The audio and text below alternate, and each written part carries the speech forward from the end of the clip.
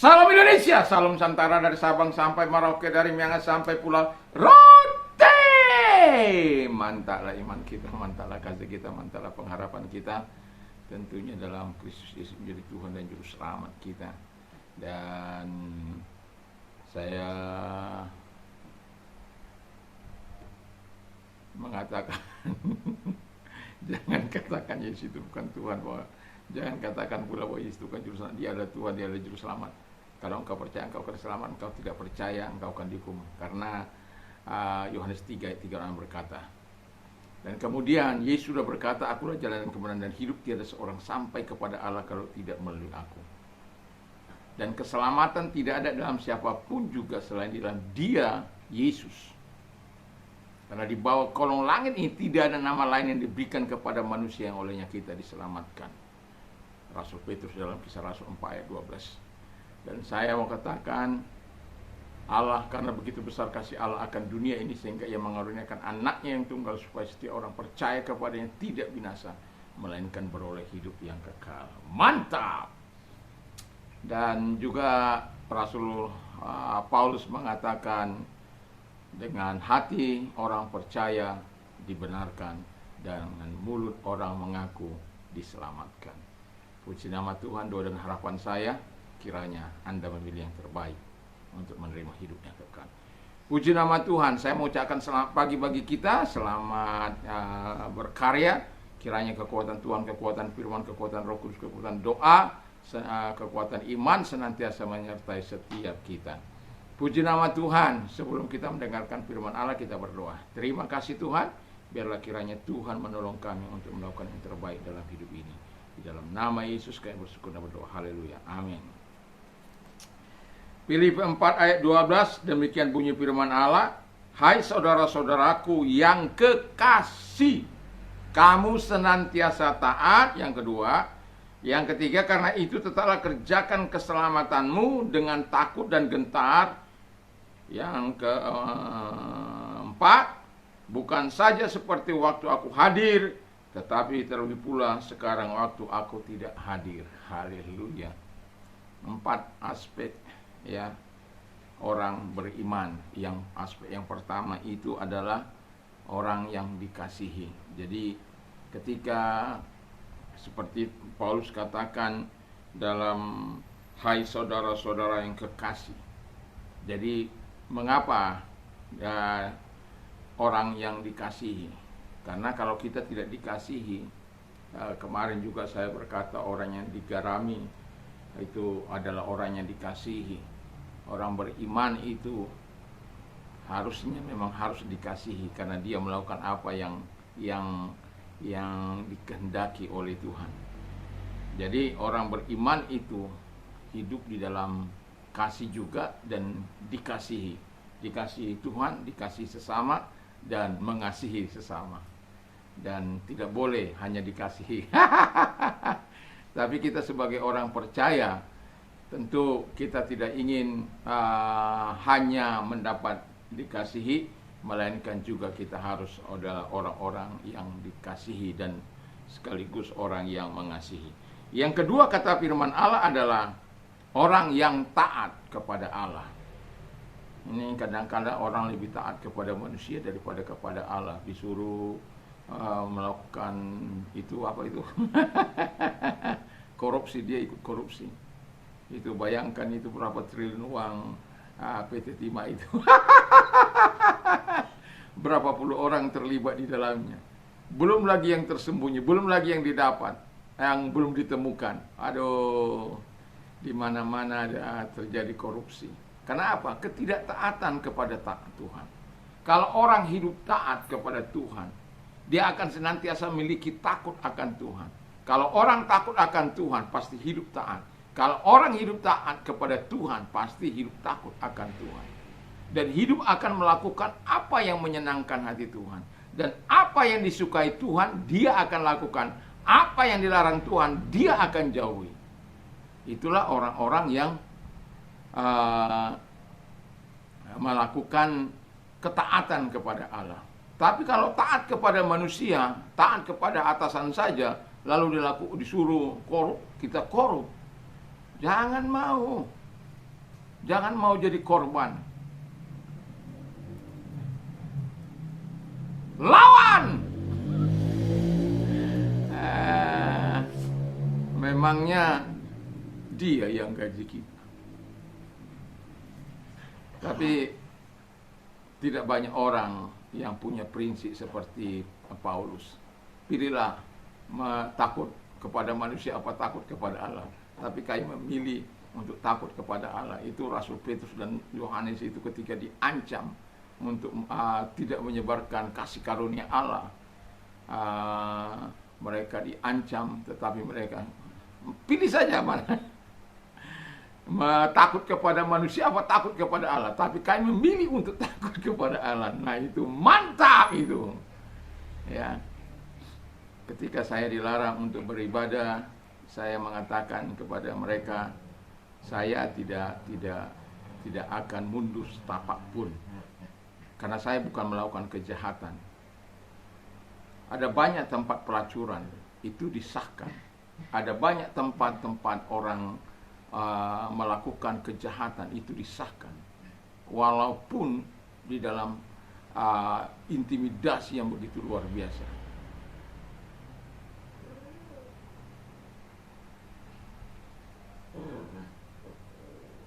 Tetapi ketika kita berani, umat belum tentu berani. Ini menjadi masalahnya, ya. Kita ya begitulah hidup itu. Tetapi saya mau katakan kepada kita, lebih taatlah kepada Allah daripada kepada manusia.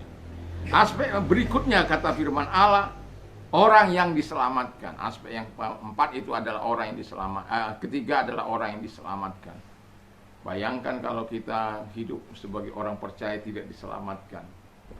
Karena apa?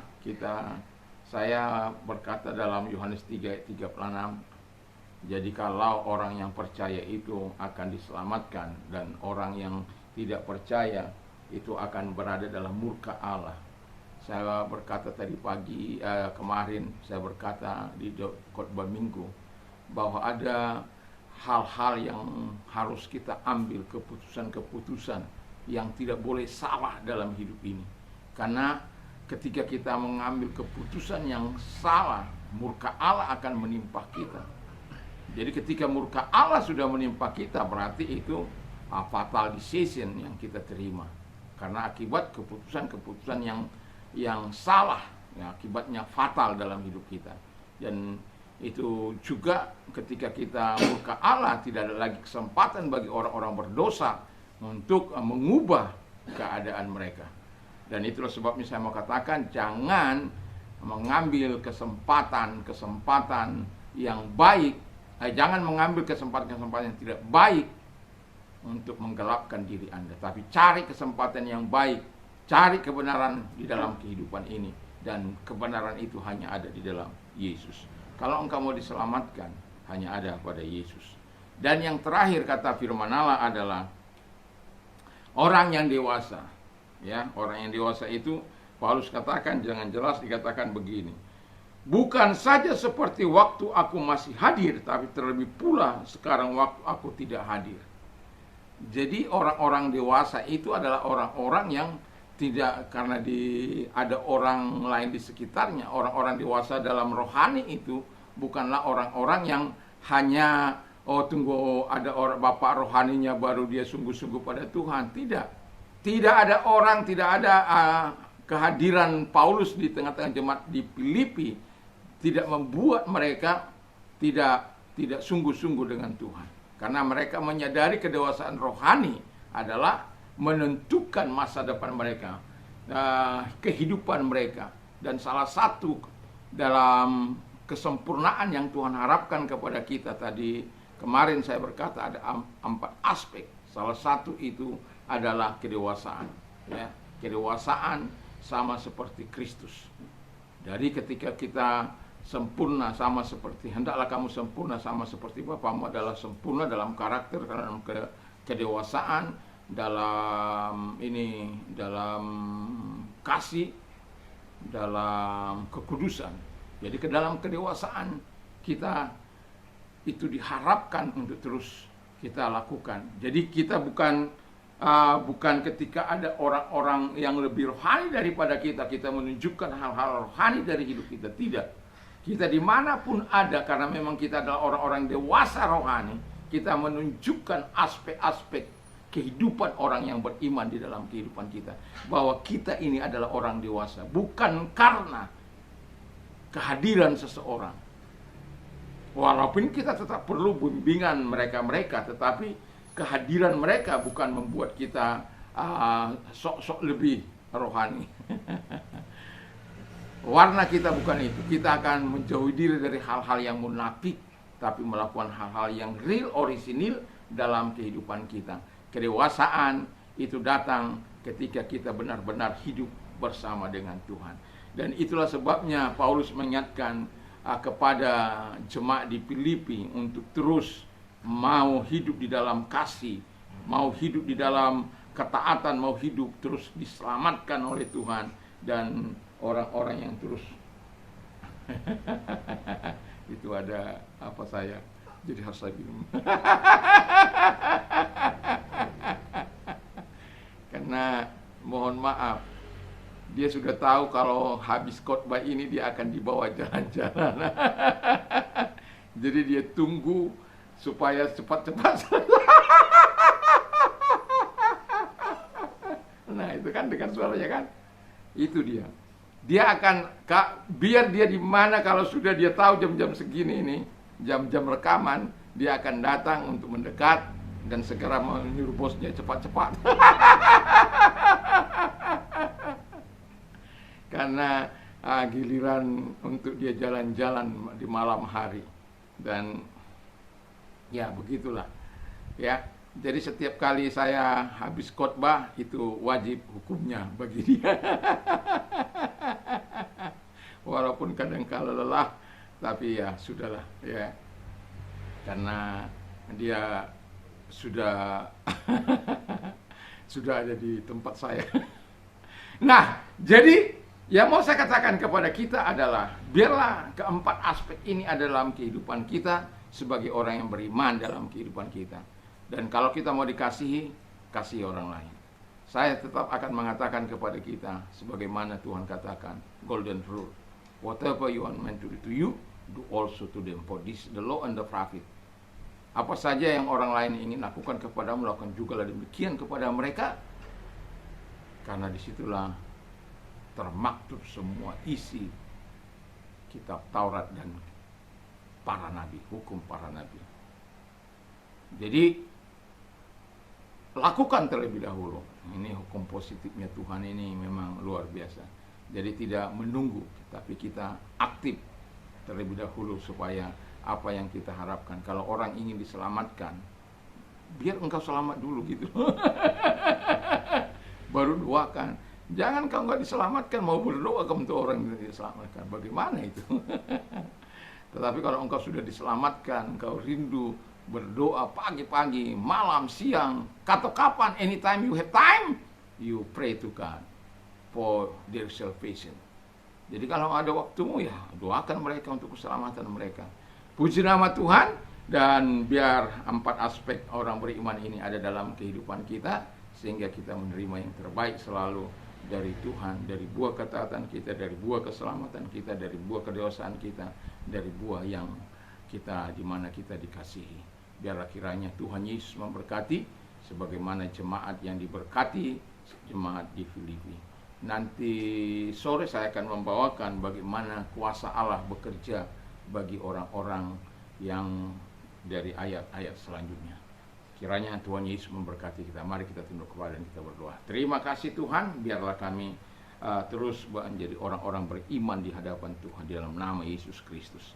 Kami bersyukur, kami berterima kasih. Kalau engkau sakit, saya mau berdoa bagimu, apapun sakit penyakitmu, dalam nama Yesus segala sakit penyakit yang ada pada mereka, apapun sakit penyakit mereka, aku perintahkan dalam nama Yesus, keluar, hancurkan dengan kuasamu, dan oleh bilur-bilur mereka sembuh oleh kuasamu, jamahanmu membuat mereka sembuh. Terima kasih Bapa di surga. Kalau engkau sedang menghadapi malah masalah yang berat, datang kepada Tuhan. Saya tahu apa itu masalah berat, beban, keadaan keterbatasan kita. Tetapi ingatlah, jangan pernah engkau meninggalkan Tuhan. Karena selalu ada jalan yang Tuhan berikan untuk kita bisa melewati hari-hari kita.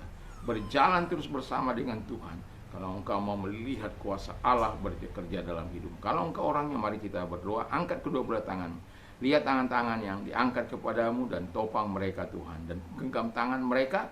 Dan engkau yang mengatakan, marilah kepadaku hai kami yang letih lesu dan beban berat, aku akan memberikan kelegahanmu. Kami telah datang kepadamu dan legahkan kami, tolong kami dengan jalan menyelesaikan setiap persoalan-persoalan hidup yang kami hadapi sesuai dengan kebutuhan mereka. Engkau menjawab mereka Bapa di surga. Dalam nama Yesus kami bersyukur dan berdoa, biar mereka memuliakan Engkau, meninggikan Engkau, dalam nama Yesus. Haleluya, amin. Tuhan Yesus memberkati. Mantap, mantap, mantap.